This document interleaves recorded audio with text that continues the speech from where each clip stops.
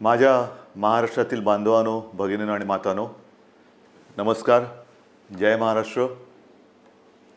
पहिल्या प्रथम आपल्याला कल्पना आहेच की आज मी आमदारकीची शपथ घेतली. त्या मुख्यमंत्री पदाला या महिनाअखेरीस 6 महिने होत आहेत. आज आमदार झालो. हे सगळं काही मी करू शकतो आणि होतो आहे हे आपल्या सर्वांच्या आशीर्वादाच्या जोरावरती आणि शुभेच्छांच्या जोरावरती. साहजिकच आहे, या निमित्ताने मला सर्व राजकीय पक्षांचे, महाविकास आघाडीतल्या सर्व नेत्यांचे, आमदारांचे आभार मानायचे आहेत.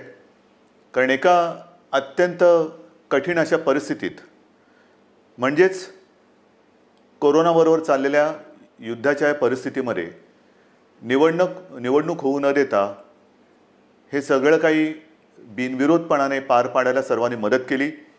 त्यांनासुद्धा मी सगळ्यांना धन्यवाद देतोय. आणि आता पुन्हा जे आपलं गेले काही दिवस सुरू आहे त्या विषयावरती येतोच. 17 तारखेला पंतप्रधानांनी जो लॉकडाऊन जाहीर केला होता, दुसरा तिसरा, त्याची मुदत संपली आणि परत पुढचे 15 दिवस म्हणजे 31 मेपर्यंत संपूर्ण देश आणि साहजिकच आहे आपला महाराष्ट्रसुद्धा हा लॉकडाऊनमध्ये आहे. आता तुम्हाला कदाचित असं वाटायला लागलं असेल की मी आलो म्हणजे लॉकडाऊनच जाहीर करतोय. साहजिकच आहे, कोणालाही घरी विशेषतः कामाशिवाय डांबून ठेवणं किंवा बसवणं यासारखी मोठी शिक्षा असू शकत नाही. पण नीट समजून घ्या, मी कदाचित कोणाला आवडत असेल, कोणाला आवडत नसेल, की याच्याकडे काही उत्तरच नाही आहेत. हे लॉकडाऊन किती दिवस चालणार, किती काळ लॉकडाऊनमध्ये राहणार, याला काही उत्तर आहे की नाही, हा जो काही चक्रव्यूह आहे हा आपण भेदणार आहोत की नाही, उत्तर कोणाकडेच नाही आहे. जगामध्ये कोणाकडे उत्तर नाही आहे, आपल्या देशातसुद्धा कोणाकडे उत्तर नाही आहे. आणि हे आता सगळ्यांना माहिती झालेलं आहे की जेव्हा एखाद्या युद्धात, विशेषतः ह्या युद्धामध्ये, युद्ध हे नेहमी शस्त्रांनीच लढलं जातं. इकडे आपल्याकडे शस्त्र नाही आहे. एक फक्त अंतर ठेवणं, स्वतःची काळजी घेणं आणि युद्ध जिंकणं, म्हणजे फार विचित्र आहे असे युद्ध. एकतर्फी नक्कीच नाही आहे, कारण आपण पूर्ण ताकदीने युद्ध लढतो आहोत. पण लॉकडाऊन वाढवला का? काही अंशी बरोबर आहे, काही अंशी नक्कीच बरोबर आहे. आपल्याला सर्वांना कल्पना आहे की आजही देशात, विशेषतः महाराष्ट्रामध्ये रुग्णांची संख्या वाढते आहे. मुंबईमध्ये वाढते आहे, ठाणे परिसरात वाढते आहे, पुण्यामध्ये वाढते आहे, संभाजीनगरमध्ये आहे, नाशिकमध्ये, मालेगावमध्ये आहे. या ठिकाणी रुग्णांची संख्या वाढते आहे. आणि ही रुग्णांची वाढती संख्या बघितल्यानंतर साहजिकच आहे मनात प्रश्न निर्माण होऊ शकतो, मग आपण नेमकं करतो काय आहोत, आत्तापर्यंत आपण केलं काय? मी गेल्याही वेळेला आपल्याला सांगितलं होतं की एक गोष्ट नक्की, की जी काळजी आपण मार्चपासून घ्यायला लागलो, जवळपास आपण कर्फ्यू, संचारबंदीपर्यंत आलो होतो आणि त्याच्यानंतर देशभरात लॉकडाऊन जाहीर केला गेला. जर हे आपण केलं नसतं तर जो एक अंदाज आपल्या देशात, महाराष्ट्रात आणि मुंबईमध्ये किती आत्तापर्यंत रुग्ण झाले असते, किती आत्तापर्यंत त्याच्यात मृत्यू पावले असते, हा अंदाज नुसता बघितला तरी अंगावरती काटा उभा राहतो. आणि म्हणून मी मागेही आपल्याला म्हटलं होतं की अजूनही शृंखला आपण तोडली जरी नसली तरी एक गोष्ट नक्की, की त्याच्या वाढीवरती, गुणाकारावरती नियंत्रण आपण हे नक्की ठेवलेलं आहे. गतिरोधक म्हणून हा जो काही लॉकडाऊनचा काळ आहे त्याचा आपल्याला नक्की उपयोग झालेला आहे. मग आता किती काळ चालणार? नुसता लॉकडाऊनकडे बघून चालणार नाही आहे. रेड, ऑरेंज, ग्रीन, रेडमध्ये सुद्धा कंटेनमेंट एरिया, हे असे जे काही आपण विभाग केलेले आहेत.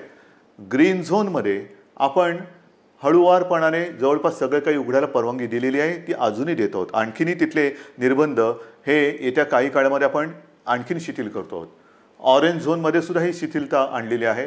रेड झोनमध्ये विशेषतः कंटेनमेंट एरिया आहे, तिथे मात्र अजूनही आपल्याला शिथिलीकरण करणं हे परवडणार नाही, नक्कीच नाही आहे. उद्योगधंद्याच्या बाबतीत काय आहे, मी मुद्दामून आज आपल्यासमोर थोडेसे आकडेवारी सांगणार आहे. काय काय झालेलं आहे, किती काय केलेलं आहे. पहिल्या प्रथम आरोग्यविषयक काय झालेलं आहे, नंतर उद्योगधंद्याच्या बाबतीत काय करतो आहोत. उद्योगधंद्याच्या बाबतीमध्ये सुद्धा तुम्हाला मुद्दामून मला सांगायचं आहे की नुसतं लॉकडाऊन नाही वाढवत आहोत, आपल्याला ही तारेवरची कसरत करायची आहे आणि ती करतो आहोत. एका बाजूला सुरक्षित राहण्यासाठी लॉकडाऊन म्हणजे सगळं काही थोडक्यात बंद, आणि दुसऱ्या बाजूला हळुवारपणाने काही गोष्टी आपण उघडतो. आजपर्यंत राज्यामध्ये साधारणतः 50,000 उद्योग सुरू करायला आपण परवानगी दिलेली आहे. हा आजचा आकडा आहे. आणि ह्या 50,000 उद्योगामध्ये जवळपास साधारणतः 5-1 लाख मजूर हे काम करायला लागलेले आहेत. तसं बघितलं तर राज्यामध्ये 70,000 उद्योग सुरू करायला आपण परवानगी दिलेली आहेच, पण 50,000 उद्योग हे प्रत्यक्ष सुरू झालेले आहेत. आपल्याला कदाचित हा जो काय एक रेड झोनमधला बेल्ट आहे, म्हणजे मुंबई, पुणे आणि त्याच्या आजूबाजूचा परिसर, इथे जे आपण राहतो आहोत, किंबहुना उदाहरणतः संभाजीनगर असेल, ज्या महापालिका आहेत त्यांच्या परिसरामध्ये आपण हे निर्बंध जरा कडक ठेवलेले आहेत, म्हणून आपल्याला ते जाणवत नाही आहे. पण ह्या विभागामध्ये आपण उद्योगधंद्यांना परवानगी दिलेली आहेच, नक्की दिलेली आहे. हे करताना खास करून मला उद्योगांसाठी काही गोष्टी जाहीर करायच्या आहेत. कारण सगळीकडे आता एक ठप्प, म्हणजे ज्याला आपण म्हणतो ना पॉजचं बटन दाबलं गेले, जगच असं पॉज झालेलं आहे. सगळं ठप्प, काहीच होत नाही आहे, इकडची गाडी तिकडे होत नाही आहे. असं वातावरण असताना उद्या जे काय आपल्याला एक भरारी घ्यायची आहे, नक्की घ्यायची भरारी घेणारच, कोणत्याही परिस्थितीत घेणार. तिकडे अजिबात मागे पुढे बघणार नाही. खरं म्हटलं तर आपल्या सरकारला आता 6 महिने होत आहेत. नवीन सरकार असताना नवीन स्वप्न आहेत आपली. आपण एक अर्थसंकल्प जाहीर केला काय, त्याच्यात नवीन गोष्टी जाहीर केल्या काय, आणि त्या अंमलबजावणीला सुरुवात करण्याच्या आधीच आपल्याला या संकटाला सामोरं जावं लागतं. ह्या ज्या काही सगळ्या आपल्या योजना आहेत, या योजना कोणत्याही परिस्थितीत आपण अंमलात आणणार म्हणजे आणणारच. त्या एका हिमतीने आपण पुढे जातो आहोत. परंतु नवीन उद्योग येण्यासाठी एक वेगळी स्पर्धा आहे. कोण काय करते, कोण काय आणखीन सुविधा देते. महाराष्ट्रापुरतं बोलायचं झालं तर आज आपण महाराष्ट्रामध्ये जवळपास 40,000 एकरपेक्षा जास्त जमीन ही नवीन उद्योगधंद्यासाठी राखून ठेवत आहोत. 40,000 एकरपेक्षा जास्त. त्याचप्रमाणे नवीन उद्योजक जे येणार आहेत, नवीन उद्योग जे परदेशातून येतील, किंवा आपले काही उद्योजक आपले नवीन लोक काही नवीन उद्योग सुरू करू इच्छित असतील, ग्रीन इंडस्ट्रीज ज्याला आपण म्हणतो, म्हणजे प्रदूषण न करणाऱ्या इंडस्ट्रीज किंवा उद्योग, त्यांच्यासाठी सुरू करताना कोणत्याही अटीतटी त्यांना आपण ठेवणार नाही. परवानगीशिवाय तुम्ही उद्योग सुरू करा. फक्त अट एक, प्रदूषण करायचं नाही, अजिबात करायचं नाही. प्रदूषण करू नका, चला उद्योग सुरू करा, या आम्हाला पाहिजे. महाराष्ट्र तुमची वाट बघतोय. महाराष्ट्र हा नेहमी एक उद्योगशील आहे, सुधारणावादी आहे. म्हणून आपण नवीन जे उद्योजक येत आहेत त्यांच्यासाठी या अटीतटीचा सामना त्यांना करायला लागणार नाही, असं धोरण आपण बनवलेलं आहे. या नवीन उद्योजकांनो, या महाराष्ट्रामध्ये या. त्याचबरोबरीने साधारणतः पुढचे काही दिवस, म्हणजे असं म्हणतात की ह्या कोरोनानंतर जग बदललं जाणार आहे, नक्कीच बदललं जाईल. कदाचित हे नवीन उद्योजक येणार असतील, ते म्हणतील आम्ही येऊ इच्छितो, पण आम्हाला तुमच्याकडे जमीन विकत घ्यायला आत्ता आम्हाला परवडणार नाही. ठीक आहे, तुम्ही या, भाडेतत्वावरती जमीन तुम्हाला देतो, भाडेतत्वावरती जमीन देतो, या. तुम्हाला मूलभूत सुविधा असतील त्या तुम्हाला देतो, अटीतटीचा सामना तुम्हाला करावा लागणार नाही. पण या राज्यामध्ये नवीन उद्योग पर्व आपण सुरू करू. आणि त्याचबरोबरीने मला एक सांगायचं आहे की आत्तापर्यंत जिथे हे उद्योग आपण सुरू केलेत, आणि असं काही नाही आहे की रेड झोन म्हटल्यानंतर आता आयुष्य आपलं रेड झोनमध्ये जाणार आहे, नाही. आपल्यासमोर 2 मोठी आव्हानं आहेत, नक्कीच आहेत. एक म्हणजे जिथे या कोरोनाचा प्रादुर्भाव नाही असा ग्रीन झोन, तो ग्रीन झोन हा आपल्याला कोरोना विरहित ठेवायचा आहे, हे मोठं आव्हान आहे. तिकडे एकसुद्धा रुग्ण ग्रीन झोनमध्ये आपल्याला आता येऊ द्यायचं नाही, किंबहुना नवीन केस तिकडे आता आपल्याला तयार आपण काय असं घर बसल्या कोविड तयार करत नाही, पण होऊ द्यायची नाही आहे. त्याच्यामुळे ग्रीन झोन हा ग्रीन झोन म्हणून मेंटेन करणं, आणि रेड झोन जो आहे तो रेड झोन हा लवकरात लवकर ग्रीन झोनमध्ये त्याचं रूपांतर करणं. म्हणजे रेड झोनसुद्धा आपल्याला हळूहळू हा ग्रीन झोनमध्ये आणायचा आहे. आणि म्हणून जिथे जिथे ग्रीन झोनमध्ये आपण उद्योगधंद्यांना परवानगी दिलेली आहे, अनेक ठिकाणी आपण बघतो आहोत की कामगारांची आता उणीव आहे. कामगार हे बरेचसे परराज्यातले निघून गेलेले आहेत. मला खास करून माझ्या महाराष्ट्राच्या भूमिपुत्रांना सांगायचं आहे, जसं आजपर्यंत तुम्ही महाराष्ट्रासाठी, महाराष्ट्र सुरक्षित ठेवण्यासाठी सरकारचं ऐकलत, घरामध्ये राहा, सुरक्षित राहा, ही एक आपली त्याच्यातले एक घोषवाक्य होतं. आतापर्यंत तुम्ही घरात बसलात आणि महाराष्ट्र वाचवलात. आता जिथे जिथे ग्रीन झोन आहे, तुम्ही एका आत्मनिश्चयाने बाहेर पडलं पाहिजे की मी माझा महाराष्ट्र पुन्हा एकदा उभा करणार. मी जसा महाराष्ट्र वाचवलेला आहे, मी म्हणजे तुम्ही, मी एकटा नाही, तुम्ही. महाराष्ट्र आजपर्यंत आम्ही सुरक्षित ठेवला. या कोविडच्या प्रादुर्भावापासून हा जो ग्रीन झोन आहे तो सुरक्षित ठेवला. आता या ग्रीन झोनमध्ये जे उद्योग सुरू झालेले आहेत त्या उद्योगांना जर मनुष्यबळ कमी पडत असेल तर माझा महाराष्ट्र हा अगदी मोदीजींच्या भाषेत आत्मनिर्भर करण्यासाठी मी स्वतःहून आता पुढे येत आहे. या पुढे या. जे उद्योग आहेत, उद्योग सुरू झालेत, त्यातली ही संधी आहे. ही संधी तुम्ही घ्या. संधी वाया दौडू नका. या सगळेजण समोर या. उद्योग सुरू करू आपण. महाराष्ट्र उभा करू आपण. एक जगासमोर एक उदाहरण ठेवू की हा महाराष्ट्र खरंच लढवय्यांचा आहे. हा संकटाला भीत नाही. संकटामध्ये सुद्धा मर्दासारखा सामोर जातो तो हा शिवरायाचा महाराष्ट्र आहे. म्हणून मला जे ग्रीन झोनमध्ये आहेत आणि जिथे जिथे उद्योगधंदे सुरू झालेत पण मनुष्यबळ कमी पडत असेल तिथे मला आज भूमिपुत्रांची गरज आहे. भूमिपुत्रांनो पुढे या. ही आपली भूमी आहे, आपला महाराष्ट्र आहे. पुढे येऊन आपला महाराष्ट्र हा आपल्या पायावरती आपण उभा करू. हा निश्चय फार महत्त्वाचा आहे. हे उद्योगधंद्याचं झाल्यानंतर महत्त्वाचा मुद्दा काय आहे की आरोग्यविषयक काय. कारण अजूनही जे काही जणांना असं वाटतंय की हे एक अशीच भीती आहे, फ्लू काय, सर्दी आहे, खोकला आहे, होतो जातो, आजपर्यंत काय कोणाला झालं नाही. झालं ना. पण विशेष म्हणजे आत्तापर्यंतचा जो फ्लूचा एक भाग आहे त्याच्यातसुद्धा जसं स्वाईन फ्लू एक आहे त्याला औषध आलेलं आहे. पण ह्या कोरोनावरती अजूनही औषध आलेलं नाही. तोच एक मोठा धोका आहे. मी उगाच तुम्हाला आकडे सांगून काय घाबरवण्याची माझी इच्छा नाही, अजिबात नाही आहे. तुम्हाला भीती घालण्यासाठी मी आलेलो नाही आहे.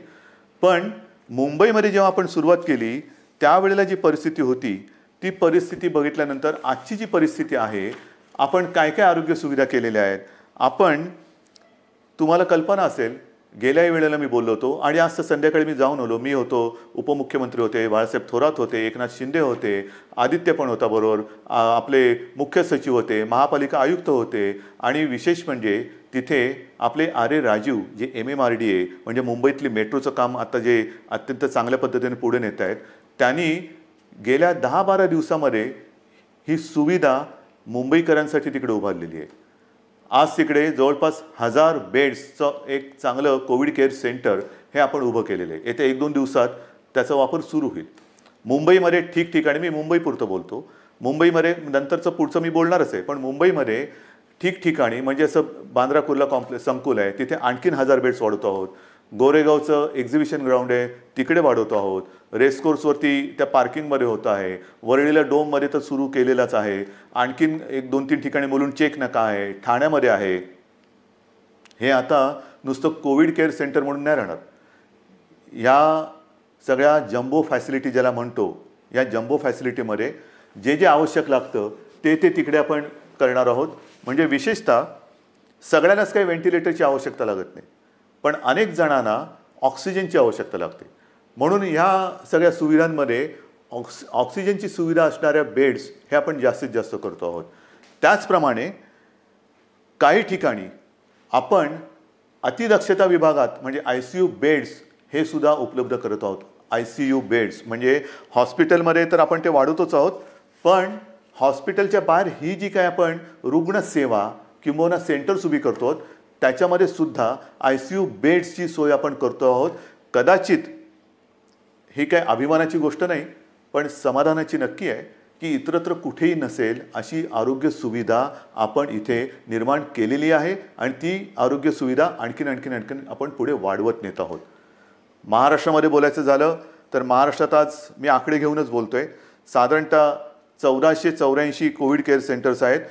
2,48,000 बेड वगैरे आहे, पण साधारणतः 2.5 लाख रुग्णशय्या ह्या आयसोलेशन म्हणजे ऑक्सिजनसह ह्या आज महाराष्ट्रामध्ये आपण उपलब्ध करत आहोत. 2.5 लाखाच्या आसपास. आज एक गोष्ट साहजिकच आहे, हे संकट एवढं मोठं आहे की काही वेळेला असं वाटतं की रुग्णांना बेड मिळत नाही आहे. याचं कारण रुग्णांची थोडीशी संख्या ही वाढती अशी वाटत असली तरी देखील आज आपण स्वयंपूर्ण होण्यासाठी किंबहुना पुढच्या महिन्यात साधारणतः किती रुग्ण होऊ शकतील ह्याची एक दक्षता घेऊन आपण ही सुविधा वाढवतो. डॉक्टर्स येत आहेत, नर्सेस येत आहेत. मध्यंतरी मी आपल्याला माहिती आहे कोविड योद्धा म्हणून सगळ्यांना एक आवाहन केलं होतं. त्याच्यातसुद्धा काही हजार लोक म्हणजे महिला पुरुष हे मदतीसाठी धावून आलेले आहेत. मला अजूनही पाहिजेत. ह्याचं कारण का? कारण नवीन सुद्धा जे आलेले आहेत ते आणि आत्ता आहेत ते, जसं गेल्या वेळेला मी आपल्याला बोललो होतो की पोलीस थकत आहेत, पोलीस आजारी पडत आहेत. काल परवा एका चांगल्या अधिकारीचा मृत्यू झालेला आहे. त्याच्यानंतर गडचिरोलीमध्ये नक्षलवाद्यांशी लढता 2 पोलीस आपले तिकडे शहीद झालेले आहेत. हे सगळे ताणतणाव आहेत आणि ह्या ताणतणावामध्ये हे लोक आजारी पडण्याची वाट न बघता, मला तर कोणीच आजारी पडायला नको आहेत, आजारी पडण्याची वाट न बघता ह्यांना वेळोवेळी जर का आपण विश्रांती देत गेलो तर आपण सहजगत्या या संकटावरती मात करू शकू. म्हणून मला अजूनही कोविड योद्धा पाहिजेत. ज्यांची रुग्णसेवा करण्याची इच्छा आहे, तयारी आहे, त्यांनी सगळ्यांनी ह्या युद्धामध्ये स्वतःहून पुढे आलं पाहिजे. याचं कारण असं की आज देखील मुंबई असेल, ठाणा असेल, पुणा असेल, संभाजीनगर ह्या ज्या काही महापालिका आहेत तिकडे नाही म्हटलं तरी जो आपण कंटेनमेंट एरिया म्हणतो, म्हणजे जिथे एखादा रुग्ण सापडला तर त्याच्या आसपासचा काही परिसर आपण सील करतो. मग एक आपण साधारणतः शोध घेतो की याच्या अतिशय निकटच्या संपर्कात कोण आलेले आहेत, मग त्यांची चाचणी घेतो आणि त्याच्यानंतर आपण मग त्यांना क्वारंटाईनमध्ये किंवा लक्षणं जर असतील किंवा लक्षणं नसतील मग टेस्ट घेऊन त्यांना आपण आयसोलेशनमध्ये ठेवतो. किंबहुना जर लक्षणं असतील तर त्यांच्यावरती उपचार सुरू करतो.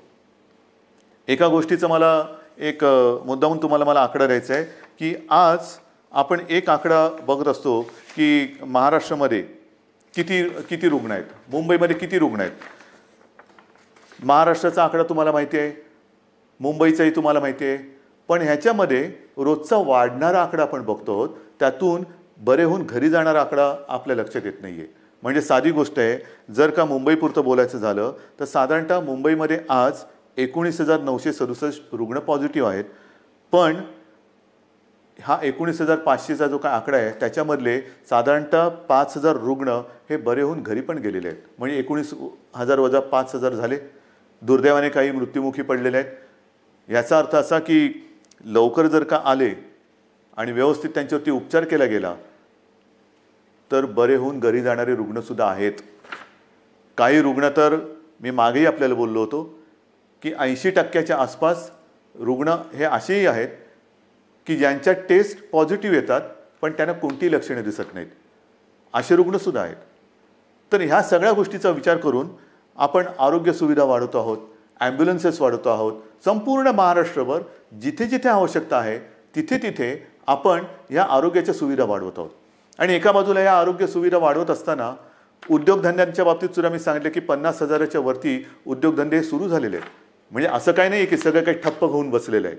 जे अनेक जण मला विचारतात की काय हो महेर, तुम्ही लॉकडाऊन उठवत नाही, किती काळ असं बसायचं. मगाशी मी तुमच्याशी बोलत होतो, ह्याच्यात काय आहे, नुसतं सर्दी खोकला ताप तर येईल, आणखीन काय होईल, फ्लू काय कोणाला होत नाही, असं नाही आहे. जे गांभीर्य आहे ते या गोष्टीचं हेच आहे की जे गंभीरपणाने आजारी पडतात त्यांच्यावरती इलाज नाही आहे. आणि एक क्षण असा धरून चला की आपण लॉकडाऊन उठवून टाकतो लॉकडाऊन आजपासून. या सगळेजण इकडे तिकडे ये जा करा, काही करा.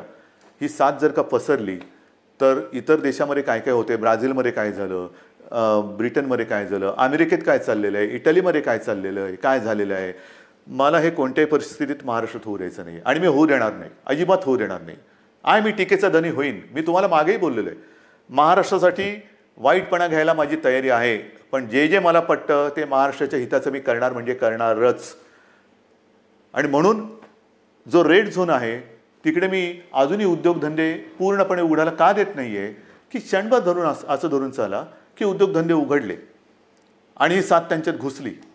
आजच मजूर आपापल्या घरी निघून गेलेले आहेत. म्हणजे उद्योगधंदे सुरू होतील आणि त्या मजुरांमध्येही साथ जर घुसली तर काही तर जीवानिशी जातीलच, आजारी तर पडतीलच. आणि मग त्यावेळेचा अघोषित जो लॉकडाऊन असेल तो किती काळ चालेल त्याचं उत्तर आपल्याकडे कोणाकडे नसेल.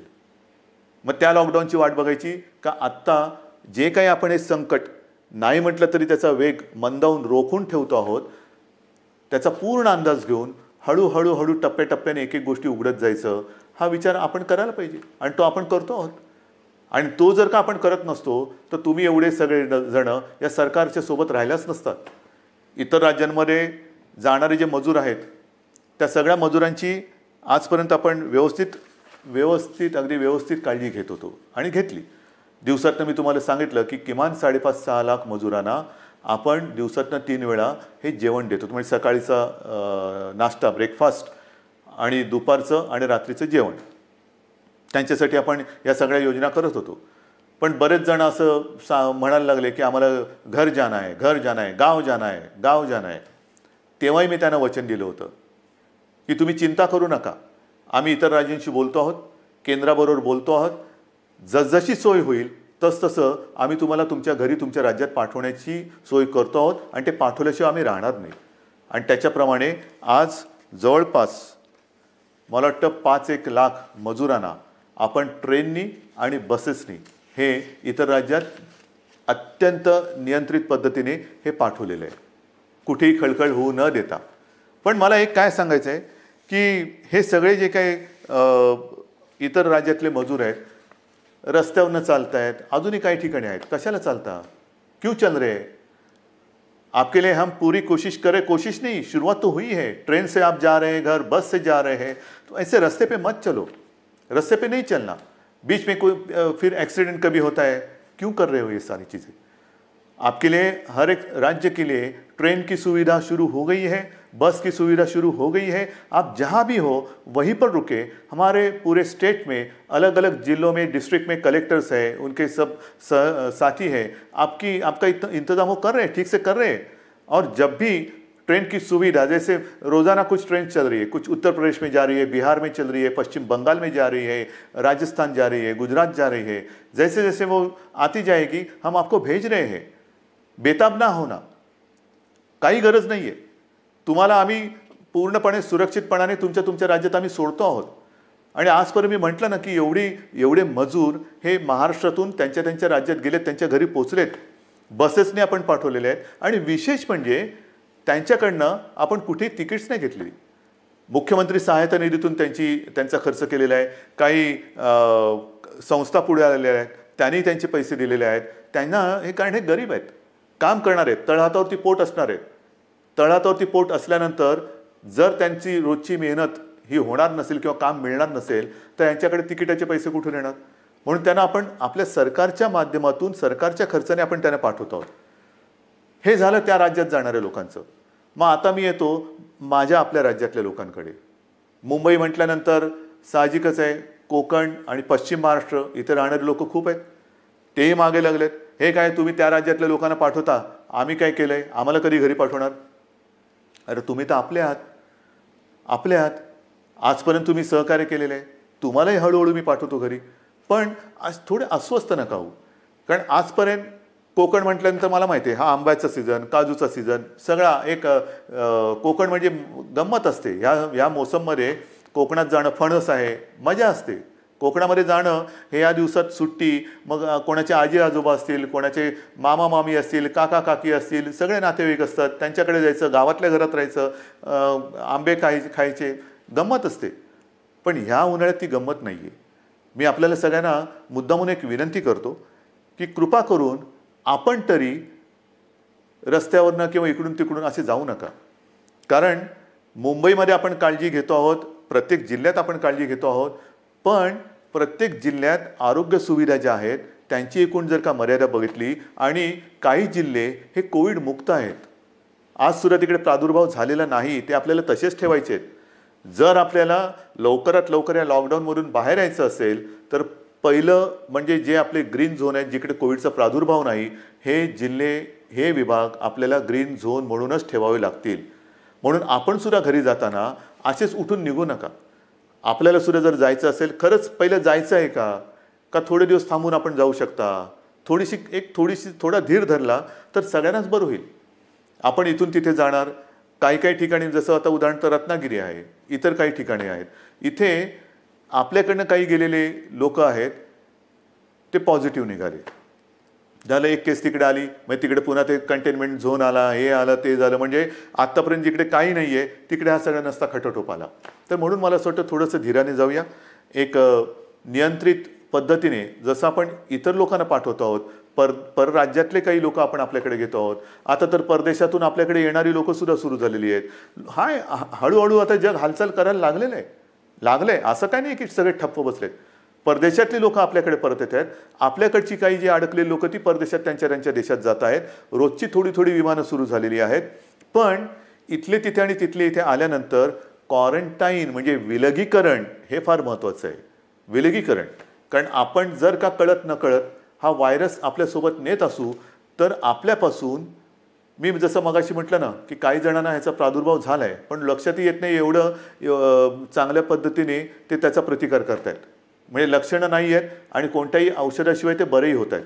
परंतु त्यांना जरी काही झालं नाही आणि होऊ नयेच तरी वाहक म्हणून ते काम करू शकतात.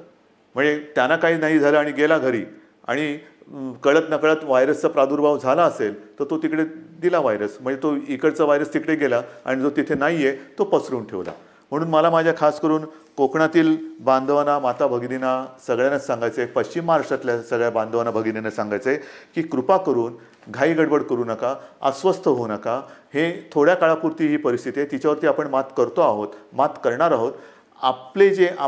आपले कुटुंबीय आहेत, आप्तजन आहेत, त्यांच्या सुरक्षेसाठी जर का आपण आपलं हे जाणं थोडंसं थांबवलं आणि काही दिवसानंतर जर जाण्याचा विचार केला तर महाराष्ट्रावरती, तुमच्या कुटुंबियांवरती फार मोठे उपकार आपले होतील. म्हणून कुठेही अस्वस्थ होऊन लगेचच्या लगेच जर जाण्याची गरज नसेल तर पुन्हा मी सांगतो की कृपा करून आपल्या घरी जाण्याची म्हणजे गावी जाण्याची घाई करू नका. आता पुन्हा मी थोडंसं एक सांगणार आहे की अनेक जण आता म्हणायला लागलेले आहेत की कोरोनासोबत जगायला शिका. म्हणजे काय करायचं? आमची तयारी आहे कोरोनासोबत जगायची, पण कोरोनाची तयारी का आम्हाला त्याच्यासोबत जगू द्यायची? कोरोना जर का तयार नसेल तर आपण कसं त्याच्यासोबत जगणार? पण हे जगणं जर का अनिवार्य असेल तर काही गोष्टी, म्हणजे कोरोनानंतर जग बदलेल, नक्की बदलेल. काय बदलेल? तर कोरोनानंतर आपल्याला जसं आपण म्हणतो ना की आजपर्यंत घरात राहा आणि सुरक्षित राहा, आता आपल्याला नवीन एक वाक्य घ्यावं लागेल.